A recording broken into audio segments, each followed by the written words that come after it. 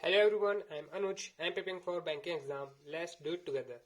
तो आज मैं यहाँ पे एसबीआई क्लर्क मेंस का एग्जाम जो दे के आया हूँ, मैं उसका एनालिसिस करने वाला हूँ। आपको पूरा बताने वाला हूँ कि क्या क्या आया था, क्या सीक्वेंस था और कैसा मतलब पेपर हार्ड था कि टफ था, ये सब बताने वाला हूँ आपको यहाँ पे। ठीक है। और जो मेरा एग्जाम था वो 8 बजे वाली शिफ्ट में था और आज डेट है 15 जैन 2023। ठीक है। एसबीआई क्लर्क मेंस का पेपर था आज, और जो कि मुझे लग रहा है कि 9:30 पे चालू हुआ था।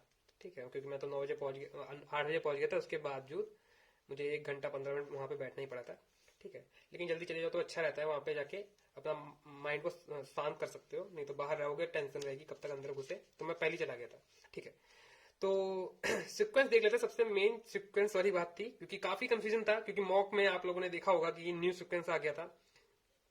टेक्स्ट बुक वाले मॉक में था न्यू सीक्वेंस। ठीक है। तो मुझे लगा कि वैसे उसमें आएगा, सीक्वेंस में आएगा। ठीक है, अगला रहा हूँ। जीए आया था सबसे पहले पार्ट, फिर इंग्लिश और मैथ और रीजनिंग, जो ओल्ड वाला जब चल रहा था। ठीक है। और जो न्यू न्यू सीक्वेंस था उसमें क्या था, रीजनिंग पहले था और इंग्लिश बाद में था, बस और कुछ नहीं था। तो आज ऐसा कुछ नहीं था। और बाकी मैं एक चीज बता दूं आपको, जो आप बार बार पूछते हो कि सीक्वेंस क्या रहेगा। जब आप पेपर देने जाते हो ना, तो पेपर में वहां पे लिखा होता है सीक्वेंस, जो होता है वो पहले ही लिखा होता है। जो आपको 9 मिनट का गैप मिलता है ना लिखने से पहले, उसमें पहले ही लिखा होता है कि कितने मार्क्स आएगा, क्या होगा, क्या पेनल्टी है, कितना मार्क्स कटेगा और किस सीक्वेंस में आएगा, वो सिर्फ लिखा होता है। वो वहां पे आप देख लिया करो। ठीक है। तो ऐसे घबराया मत करा करो, आपको दिख जाएगा हर चीज। हाँ, लेकिन पहले से पता होती है तो माइंड एक सेटअप करके जा सकते हैं। तो जीए सबसे पहले जनरल अवेयरनेस में आगे जाते हैं। और मैं करके गया था अक्टूबर, नवंबर और दिसंबर। ठीक है। क्वेश्चन कहाँ से आए, सितंबर से आए क्वेश्चन। जुलाई से भी क्वेश्चन आए थे शायद, मेरे हिसाब से जुलाई से भी क्वेश्चन आए थे। और कैसे क्वेश्चन करके गया था मैं कि हाँ भाई, वो एडीबी ने लोन दिया था ना लॉजिस्टिक वालों को, अपने इंडिया में लॉजिस्टिक वालों को लोन दिया था, कुछ 400 मिलियन का लोन दिया था ना। तो उसके बारे में पूछा नहीं है। तो लॉजिस्टिक में क्या क्या चीजें आती हैं वो पूछा था, किस किस चीजों में, एयर बेस है, पोर्ट और रेलवेज हो गया, और क्या रोड वाला हो गया, है ना, कहाँ कहाँ पे पैसा लगना है, उस चीजों के बारे में पूछ रखा था। ऑल ऑफ दिस था, तो मुझे लग रहा है मैंने ऑल ऑफ दिस लगा के आ गया हूँ। तो कुछ ऐसे क्वेश्चन आए थे, मैं 30 करके आया हूँ। ठीक है। और 30 के 30 सही नहीं है। ठीक है। तो इसमें थोड़े बहुत गैस भी हैं। तो बस मैं ये सोच रहा हूँ कि भाई 15 से 20 मार्क्स तक का आ जाए तो बहुत होगा मेरे लिए। ठीक है। क्योंकि मैं इसमें गैस करके आया हूँ, काफी गैस करके आया हूँ। और क्वेश्चन मतलब एकदम, हम बता रहे हैं, आपने सारे क्वेश्चन पढ़े होंगे, उसमें लिखे होंगे सारे, आपने क्वेश्चन पढ़े होंगे, लेकिन उसके अंदर की चीजें पूछी जा रही थी बार बार। तो भाई एसबीआई पीओ के लिए जो भी करना चाह रहे हैं ना, तो वो मतलब डिटेल्स में पढ़ लें, है ना। और बहुत ही अनएक्सपेक्टेड चीजें पूछी जा रही थी कि मुझे पता नहीं था इन चीजों के बारे में पूछा जाएगा। हाँ, नोबेल प्राइज से काफी चीजें आई थी। नोबेल प्राइज पीस पीस वाला विनर के जगह पूछी गई थी कि किस जगह पे वो रहते हैं, है ना। रशिया, रशिया यूक्रेन थे, है ना, और भी कुछ एक था। ठीक है। तो उसके बारे में पूछा गया था, नेम पूछे गए थे, फिजिक्स वाले के नेम भी पूछे गए थे, है ना। जो नोबेल प्राइज जीते हैं फिजिक्स वाला, उसमें मेल नेम बताने थे, हमको छांटने थे। तो ये सब आया था। नोबेल प्राइज जितने पढ़ के गए होंगे उनके लिए तो सही रहा होगा। ठीक है। एक सेकेंड। तो फोन आ गया था इसलिए वीडियो कट हो गई थी, वापस से रिज्यूम हो गई है। तो मैं बता रहा था आपको कि हाँ, जिस लोगों ने नोबेल प्राइज करके गए होंगे उनके लिए आसान रह गया होगा। और काफी चीजें आपकी जानकारी में आ रही होंगी, लेकिन वही अंदर की चीजें पूछ ली गई थी, इसलिए हम लोग आंसर नहीं कर, मैं तो आंसर नहीं कर पा रहा था, बाकी सबका मुझे पता नहीं। ठीक है। तो जनरल मैथ्स तो हो गया, है ना। 30 करके आया हूँ मैं, 30 मार दिए थे मैं, तुक्के उक्के में सब है, सब मिलाकर आए। ठीक है। रिक्स मैं सब ले चुका हूँ इसमें। फिर आते हैं इंग्लिश में। अब इंग्लिश तो यार देखो, हर टाइम की तरह मुझे इजी ही लगती है, लेकिन इस बार कसम से मुझे लग रहा था इजी, इसकी इंग्लिश काफी इजी थी क्लर्क की, क्योंकि इसमें मुझे एक भी वोकैबुलरी तो दिखी नहीं, एक भी वोकैबुलरी नहीं दिखी। काफी मतलब सिंपल सिंपल पूछा गया था। सबसे पहले तो आ गया 5 से 7, 5 से 7 आया था मुझे, मेरे हिसाब से सेंटेंस, जो करेक्ट सेंटेंस होते हैं ना, आपको उसको मार्क करना होता है। ए बी सी डी ऐसे लिख रखा था।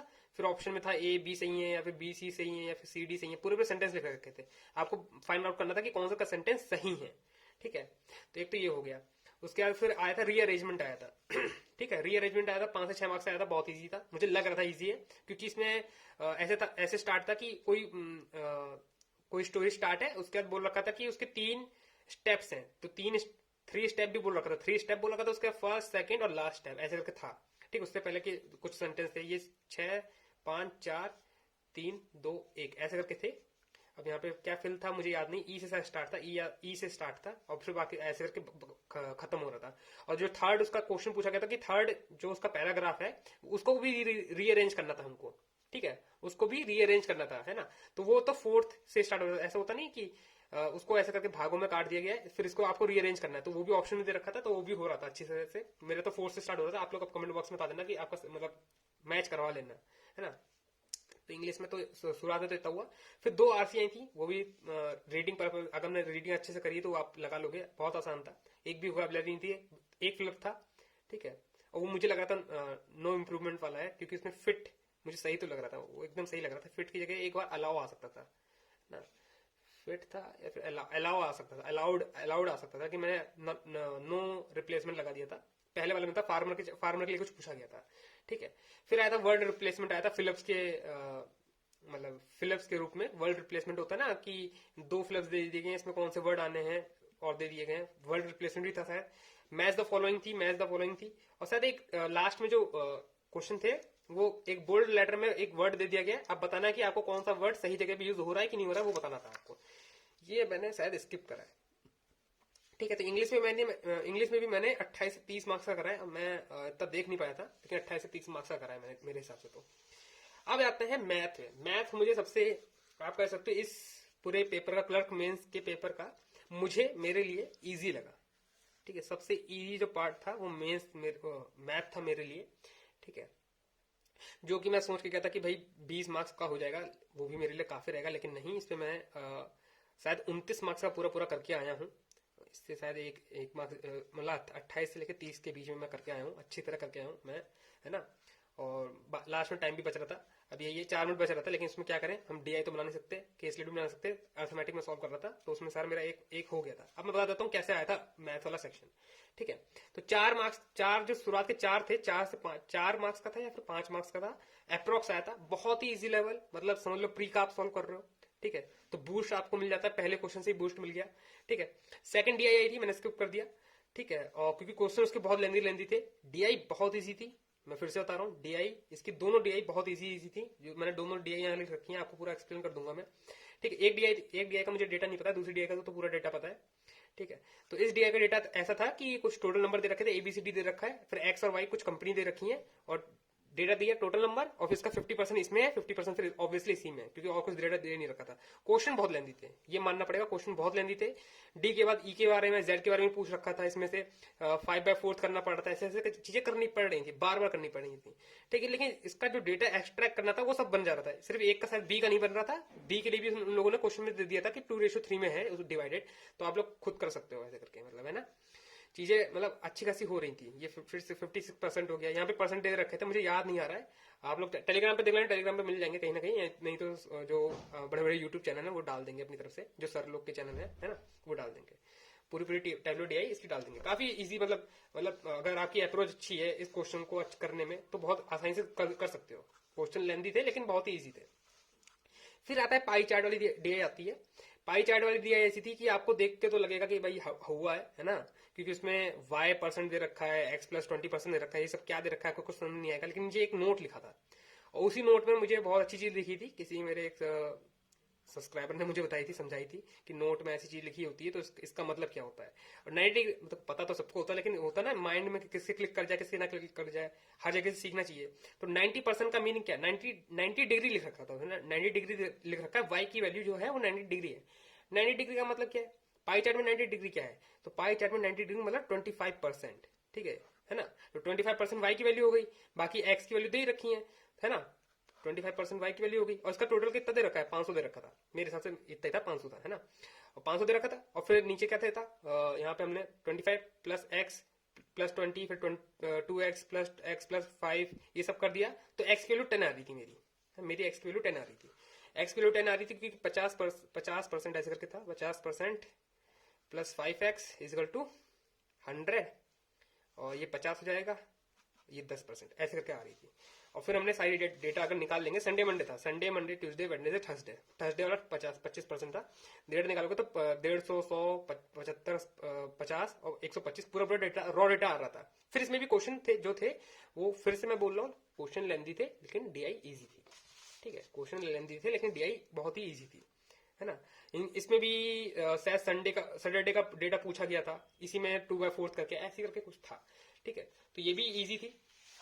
और आ जाते हैं केसलेट था, केसलेट मैं स्किप कर देता हूँ, आप लोगों को पता है मुझे नहीं आता। लेकिन मेरे भाई लोगों ने करा है, वो लोग बता रहे हैं कि काफी इजी था, केसलेट इजी था, उन लोगों ने केसलेट से अप्रोच करा था, मैंने डीआई से अप्रोच करा है। ठीक है। अर्थमेटिक के कुछ क्वेश्चन थे, अर्थमेटिक के बहुत सारे क्वेश्चन थे, और एक क्वेश्चन तो मुझे ध्यान है, बहुत अच्छी तरह ध्यान है, जिसमें बहुत अच्छी तरह भी ध्यान नहीं, क्योंकि मुझे उसका वुमेन का डेटा नहीं पता, कि कुछ 10 आदमी 30 दिन में पूरा काम खत्म कर रहे हैं, पूरा काम 900 आ रहा है। ठीक है, पूरा काम 900 आ रहा है, क्योंकि उनकी एफिशिएंसी आ गई थी अलग अलग, वुमेन की एफिशिएंसी और आदमियों की एफिशिएंसी अलग अलग आ गई थी।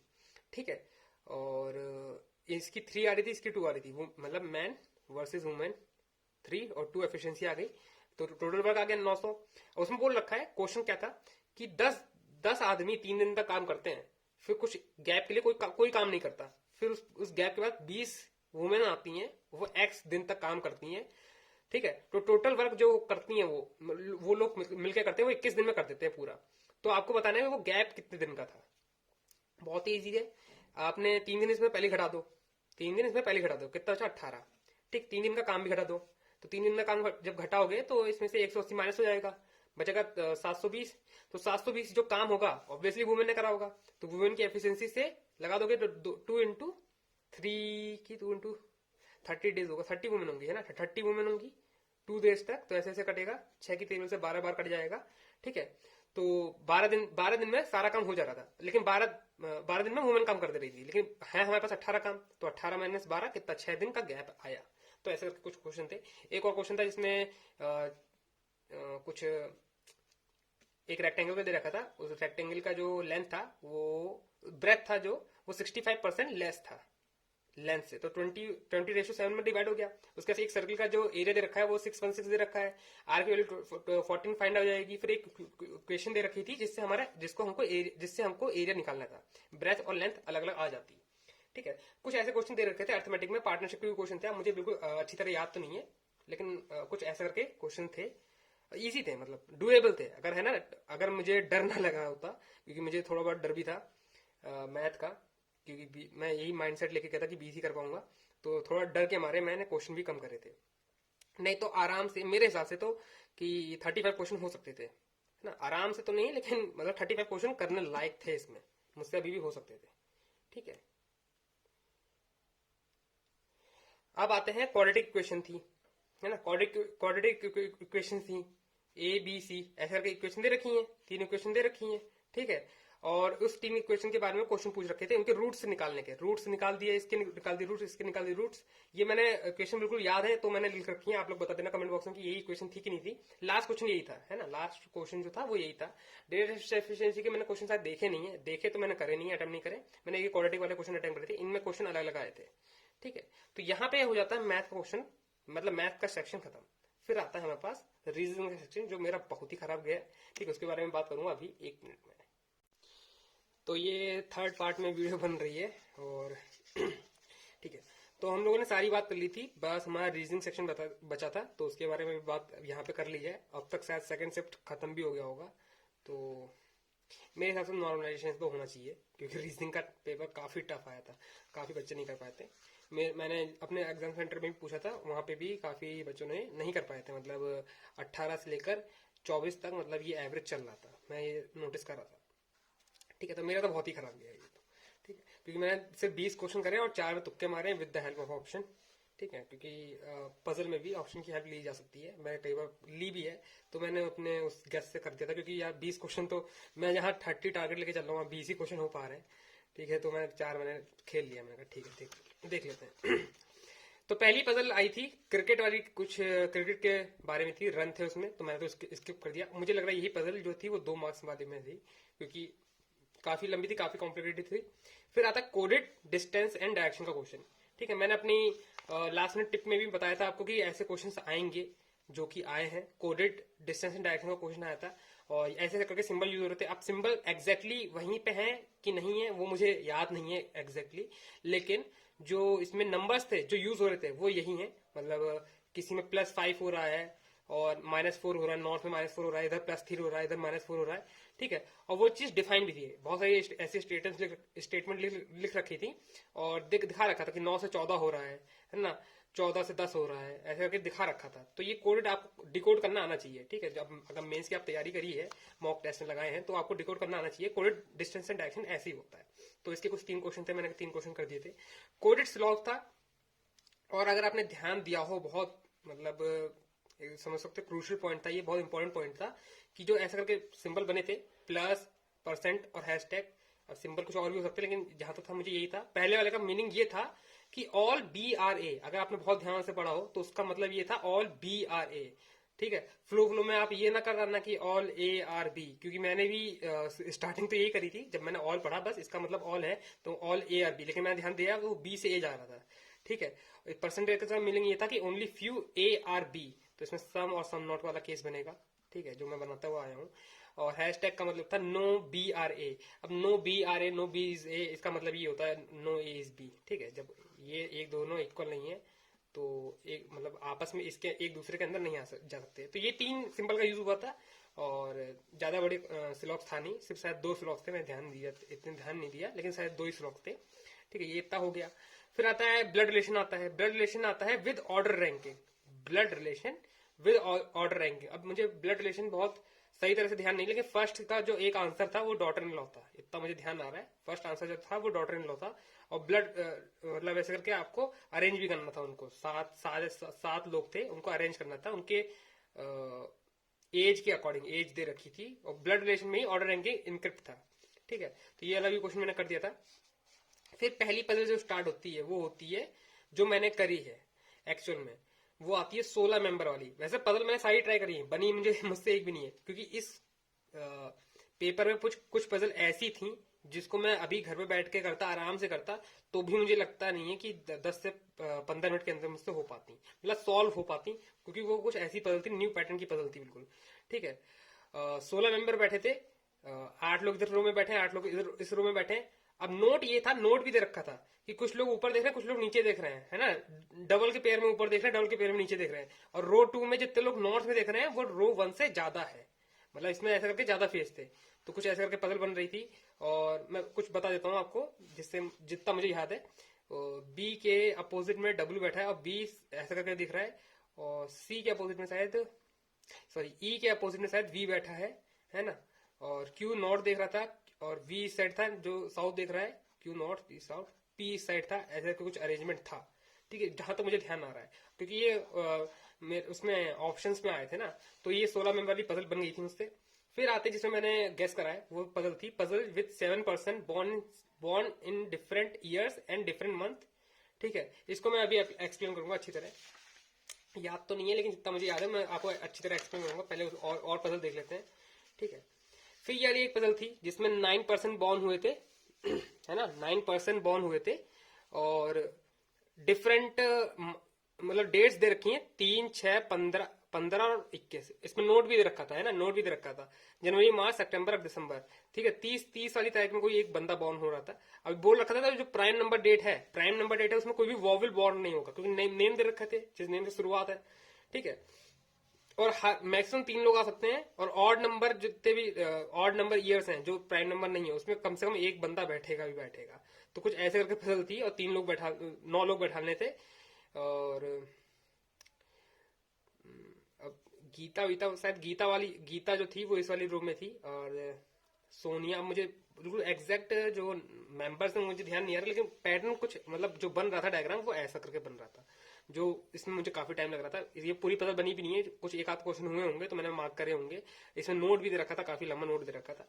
तो ये एक पजल, ये पैटर्न की आई थी। एक पजल ये आई थी, ये तो बहुत ईजी पजल थी, शायद इसके 3 या 4 क्वेश्चन थे, मैंने करे हैं। इसमें पुणे, चंडीगढ़ और गुड़गांव में कुछ लोग रह रहे हैं, उनको अलग अलग कलर पसंद है और उनके अलग अलग नाम है। तो कोई इधर मतलब मिक्सअप करके पजल दे रखा था। तो उसका पैटर्न ये बना है, TVQ, ग्रीन पसंद है, रेड पसंद है और white, blue S, pink, yellow और ऑरेंज। तो बोल रखा था आर जो है वो चंडीगढ़ से है, ठीक है, और फिर येलो जो है वो आर के साथ नहीं बैठा है, तो ऑब्वियसली येलो या तो यहाँ बैठेगा या तो येलो यहाँ बैठेगा, ठीक है। यू जो है सिर्फ ऑरेंज के साथ बैठा है, और शायद गुड़गांव में ऐसे करके कुछ बोल रखा था उन लोगों ने, ठीक है। तो कुछ करके पजल हमारी ऐसे करके बन रही थी, मैंने सारे ऑप्शन मैच कर लिए थे, तो ऐसे करके बन रही थी पजल। और फिर आया था दो डेटा सफिशिएंसी वाले क्वेश्चन होते हैं, सफिशिएंसी वाले क्वेश्चन होते हैं, वो देखे थे मैंने, जिसमें क्लर्क क्लर्क पीओ ऐसे करके एक हायरार्की दे रखी थी, उसको आपको अरेंज करना था, बताना था कि किस स्टेटमेंट से बनेंगे हमारा आंसर आ जाएगा। और एक शायद कलर वाली थी, तो कलर वाले का तो आंसर ही नहीं आ रहा था, मेरे हिसाब से तो नहीं आ रहा था, क्योंकि दोनों में डिफाइन, क्योंकि तीन ही ऐसे करके तीन चीज दे रखी थी, सी यहाँ बीच में आ रहा था और ए और बी ऊपर नीचे थे। हमें रेड का बताना था, रेड का कंफर्म कलर कौन सा है, लेकिन रेड का कंफर्म कलर हो नहीं पा रहा था, क्योंकि बी भी हो सकता है इधर, ए भी इधर भी हो सकता है, या फिर ए इधर हो सकता है, बी इधर हो सकता है, तो ए का कंफर्म, रेड का कंफर्म बंदा जो कौन बैठा है वो नहीं बता सकते थे। तो दोनों स्टेटमेंट दे तो रखी थी, लेकिन हमारा दोनों से आंसर नहीं आ रहा था, मेरा तो नीदर नॉर आ रहा था। आप लोग बता देना आपका क्या क्या आ रहा है, ठीक है। तो अब हम मैं एक वाली पजल को एक बार बता देता हूँ आपको, कैसी पजल थी वो, अब बहुत ही मतलब खतरनाक पजल लगी मुझे, ठीक है। हाँ, तो ये 6 नंबर जो पजल थी, जिसमें वो लग रहा 7 लोग बैठे हैं, है ना, नेम दे रखे थे, और नोट क्या दे रखा था, मैं नोट काफी इंटरेस्टिंग है, मैं आपको नोट बता देता हूँ। नोट में ये दे रखा था कि जो बंदे बॉर्न होंगे, है ना, पहले तो 2021 में, पहले जो सबसे छोटा बंदा बॉर्न हुआ होगा 2021 में हुआ होगा, और एक ईयर में बंदा जो बॉर्न हुआ है, अगर वो 30 में बॉर्न हो गया है, तो जो अगला बंदा बॉर्न होगा, जैसे एक ईयर में 12 महीने होते हैं, 12 महीने में से दो बंदे बॉर्न होंगे, तो एक अगर 30 में बॉर्न हुआ तो दूसरा 31 में बॉर्न होगा, जैसे 31 में कोई बॉर्न हुआ तो वो दूसरा 30 में बॉर्न होगा, ठीक है। हर एक मंथ में कम से कम, फरवरी मंथ में कोई बॉर्न नहीं हुआ होगा, ऐसे करके बहुत ही कंफ्यूजिंग नोट दे रखा था। इससे नोट से बढ़िया उसी पजल में दे देते सब कुछ, तो मेरे हिसाब से ज्यादा इजी हो जाता हमारे लिए, लेकिन ऐसा कुछ था नहीं। पहले बंदे के बारे में बात कर रखी थी, शायद मयंक था, MAYAN के मयंक, जो सितंबर में बॉर्न हुआ था और 2020 में बॉर्न हुआ था। उससे रिलेटेड चीजें दे रखी थी, एक छोड़ के कोई और बॉर्न हुआ है, आर से नाम था, फिर 2 छोड़ के ऐसे करके बन रहा था, अच्छा खासा पूरा पजल बन रहा था। इसी को मैंने ऑप्शन की हेल्प से कुछ क्वेश्चंस के लगाए हैं, तो वही तुक्के आप समझ सकते हो। तो कुछ मेरा ऐसा करके पेपर गया है रीजनिंग का, जो काफी अनएक्सपेक्टेड था, क्योंकि मैं सोचा था कि मैं 30-20 क्वेश्चन करूंगा, लेकिन मैं नहीं कर पाया। तो टोटल अटेम्प्ट जो मेरे थे वो 116 करीबन बन रहे हैं, तो 100% 100+ अटेम्प्ट तो है मेरे, जिसमें या 15 इसमें से हटा दूंगा तो पूरे 100 रह जाएंगे। अब कुछ इंग्लिश में भी जाएंगे, उसमें 95 पिछली बार कट ऑफ गई थी, इस बार देखते हैं कितनी कट ऑफ जाती है। तो मैं अपनी तरफ से तो पूरा बेस्ट देके आया हूँ, बाकी देखते हैं कितना कैसा पेपर हमारा जाता है, ठीक है। तो ये मेरा कुछ एग्जाम रिव्यू था SBI क्लर्क मेंस का, ठीक है। 8 बजे का फर्स्ट शिफ्ट का, इसमें सेकंड शिफ्ट भी था, 2 शिफ्ट में एग्जाम हुआ है 15 जनवरी 2023 का, ठीक है। अब हम लोग SBI PO मेंस की तैयारी करना स्टार्ट कर देंगे, कल का एक दिन का ब्रेक लेकर, ठीक है। ऑब्वियसली अभी रिजल्ट तो आया नहीं, लेकिन हम लोगों को तैयारी तो करनी पड़ेगी पहले से, ठीक है। And that's all for today, I will meet you guys in next video, till then work hard and stay motivated. Thank you guys for watching.